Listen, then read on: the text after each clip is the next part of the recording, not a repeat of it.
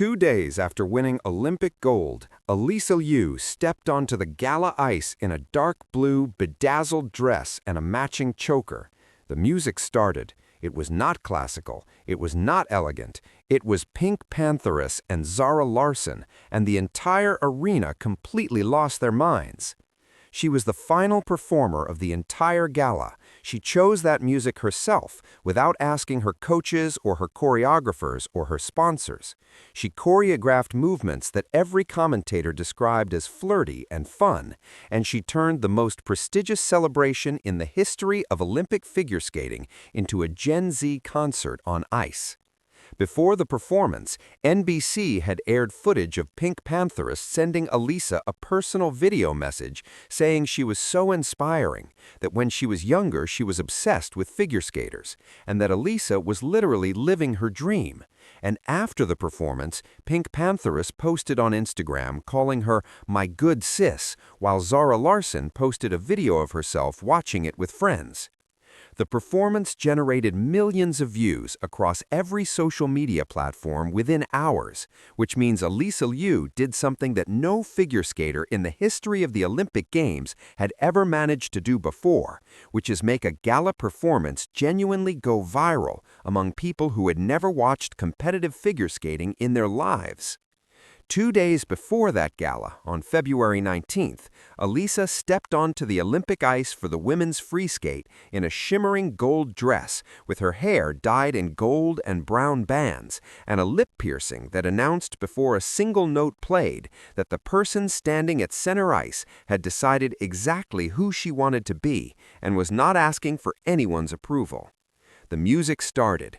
It was Donna Summer's MacArthur Park Suite, pure disco energy in a sport that has worshipped classical music for its entire existence.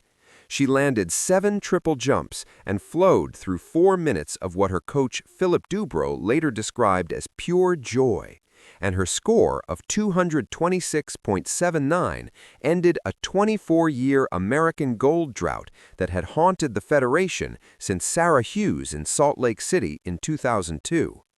During the 6-minute warm-up before the most important performance of her life, while every other competitor in that field was serious, tense, locked into the pressure of the moment, Alysa was taking pictures of her coaches, waving at the crowd, smiling at her family in the stands, and executing her double axel while making direct eye contact with the people she loves rather than the judges she needed to impress. When she finished and the score appeared, she yelled into the camera that that was what she was talking about, then flicked her ponytail at the final pose. And her coach said publicly before the competition that they knew she was not there to win a medal, but to skate and to enjoy it. And she won anyway, because that is exactly the point the entire establishment needed to hear. CNN reported that Alysa trains when she wants and readily admits she has overslept on multiple occasions. There are no mandatory 8-hour training days, no rigid schedule imposed from above, and in a CBS 60 Minutes interview, she stated directly that no one is going to starve her or tell her what she can and cannot eat, meaning 0 diet restrictions, 0 calorie counting, and 0 coaches monitoring her meals. Her coach, Philip Dubrow, described the current arrangement by saying that for many years she was dropped off at the rink and told what to do, and now she comes in and everything is a collaborative partnership, which sounds like a minor operational adjustment, but is actually a complete philosophical revolution in a sport that has historically treated young athletes as products to be optimized rather than human beings to be developed. This context matters enormously because the coaches she chose to work with on her return in 2024 are the same coaches her father, Arthur Liu, fired twice, including once 3 months before the Beijing Olympics. And when Alysa came back to the sport, she chose them specifically, set the terms herself, and made clear that it would be collaborative now or she would not be doing it at all. They agreed because they had already seen what happened when it was not collaborative. They had watched her walk away from the sport at 16 with no hesitation and no apparent regret, and the threat of that happening again was more convincing than any philosophical argument about athlete autonomy could ever be. Alysa described her childhood in her own words as a blur because it all just meshed together into going to the rink and going home and competing. She called it a very abnormal childhood at age 14, and when COVID shut the rinks down and she experienced her first real break from the ice, she said she was like, "Wow, this is what a break feels like," and then immediately realized she really liked not skating. She retired at 16, not because skating had broken her body the way the Russian system had broken its athletes, but because being controlled had broken her love for the thing she was supposedly doing. And when she came back 2.5 years later, she had one non-negotiable condition, which is that this time she was the one in charge of all of it.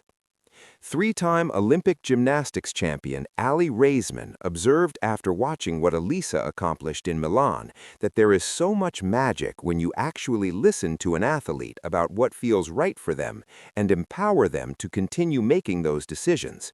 And that observation, coming from someone who understands elite athletic pressure from the inside, carries the kind of weight that no sports psychologist's research paper can replicate. The contrast Alysa represents against the system that produced Kamila Valieva, a 15-year-old caught in a doping scandal at the Beijing Games while young Russian athletes were disintegrating under Eteri Tutberidze's methods, is not incidental background context, but the entire reason why what she accomplished in Milan landed with the cultural force that it did across audiences that extend far beyond competitive figure skating. What Alysa Liu actually proved in Milan is not that one extraordinary athlete found a way to win despite ignoring conventional training wisdom, but that the conventional training wisdom that has governed elite figure skating for decades actively produces worse outcomes than the alternative it has always dismissed as insufficiently serious and insufficiently disciplined.